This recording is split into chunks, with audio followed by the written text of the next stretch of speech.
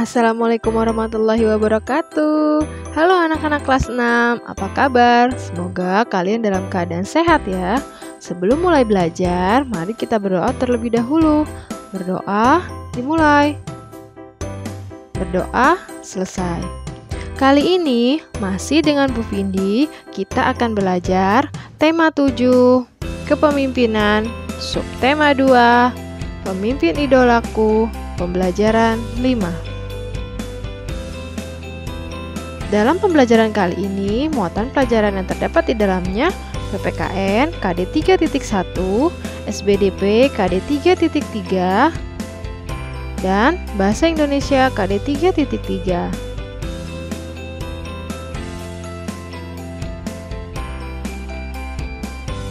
Pertunjukan tari terdiri atas beberapa unsur tari. Keunikan suatu tarian akibat dari keunikan unsur-unsur tari itu dibandingkan tari lainnya. Apa saja ya unsur-unsur tari itu? Yuk kita simak penjelasan berikut ini.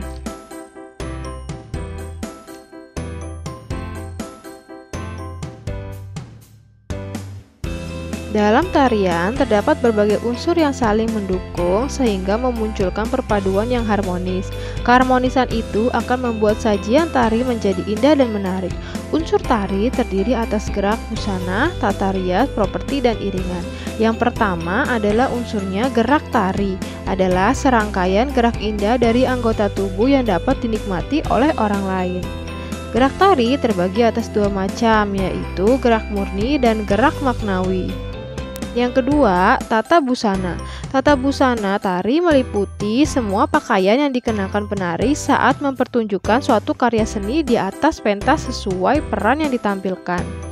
Yang ketiga, tata rias. Dalam pertunjukan suatu tarian, penari harus merias wajahnya. Keempat, iringan tari. Iringan tari merupakan bunyi-bunyian untuk mendukung suasana penampilan tari. Iringan tari dapat berupa permainan alat-alat musik modern atau tradisional.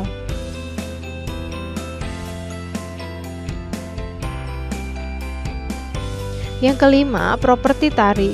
Properti tari meliputi semua alat yang digunakan oleh penari dalam melakukan gerakan tari. Yang keenam, tempat pertunjukan.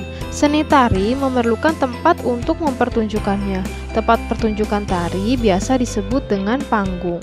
Secara umum, jenis pentas tari ada dua, pentas tertutup dan pentas terbuka.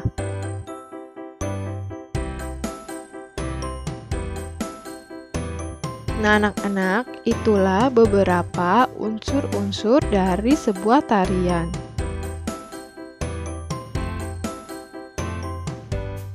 Indonesia merupakan negara yang kaya budaya. Sebagai pelajar, kamu dapat menjaga persatuan dan kesatuan melalui penghargaan terhadap budaya tersebut. Mengapresiasi salah satu lagu daerah seperti yang dilakukan Sudi merupakan salah satu bentuk menjaga persatuan dan kesatuan. Semangat bermusyawarah untuk mufakat yang telah dilakukan oleh warga merupakan pencerminan dari pengamalan sila keempat Pancasila, yaitu kerakyatan yang dipimpin oleh hikmat. Kebijaksanaan dalam permusyawaratan perwakilan. Berikut ini adalah contoh-contoh kegiatan bermusyawarah yang dapat dilakukan di lingkungan sekitarmu. Yuk kita simak.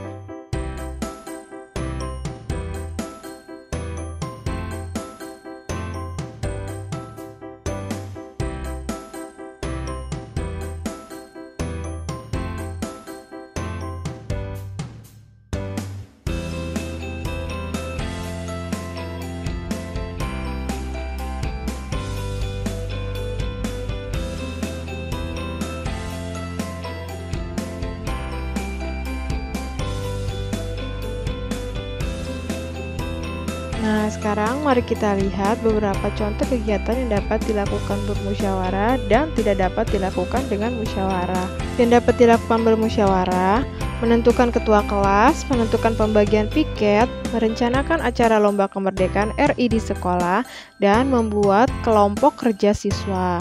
Sedangkan kegiatan yang tidak dapat kalian lakukan dengan bermusyawarah yaitu mengerjakan ulangan atau ujian, melaksanakan tugas piket yang sudah ditentukan, membeli jajan atau makanan ringan, membuat tugas individu prakarya, gambar, patung, dan lain-lain, dan pergi ke belakang atau izin ke toilet sekolah. Nah, itu dia ya anak-anak, kegiatan yang dapat kalian lakukan dengan bermusyawarah dan tidak dapat dilakukan dengan bermusyawarah.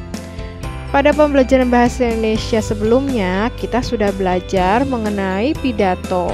Dalam pidato yang baik itu harus terdapat unsur-unsur pidato. Yang terdapat di dalamnya itu adalah yang pertama salam pembuka. Salam pembuka itu bisa seperti Assalamualaikum, selamat pagi, selamat siang, selamat malam. Lalu ada bagian yang kedua yaitu pendahuluan, di mana di pendahuluan ini adalah kalian mau memaparkan topik permasalahan yang akan kalian bahas pada pidato kalian. Yang ketiga adalah intinya. Inti berisikan pembahasan topik secara lengkap.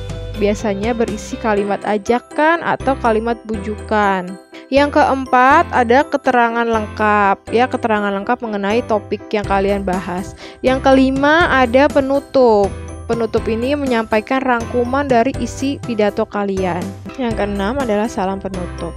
Coba kita perhatikan contoh teks pidato berikut ini ya, supaya kalian bisa lihat bagian mana saja yang mengandung unsur-unsur pidato.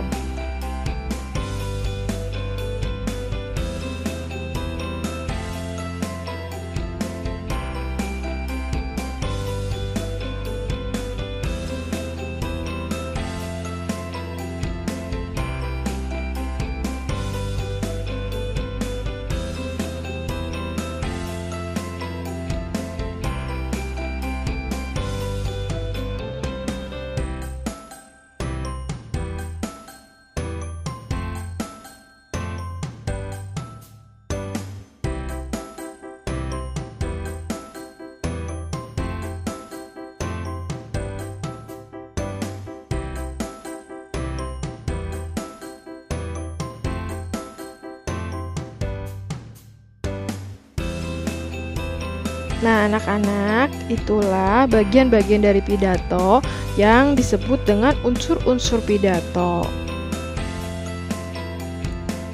Baik anak-anak, demikianlah pembelajaran kita hari ini. Semoga dapat kalian pahami dengan baik dan semoga bermanfaat. Sampai jumpa di pembelajaran berikutnya. Ibu ucapkan terima kasih dan wassalamualaikum warahmatullahi wabarakatuh.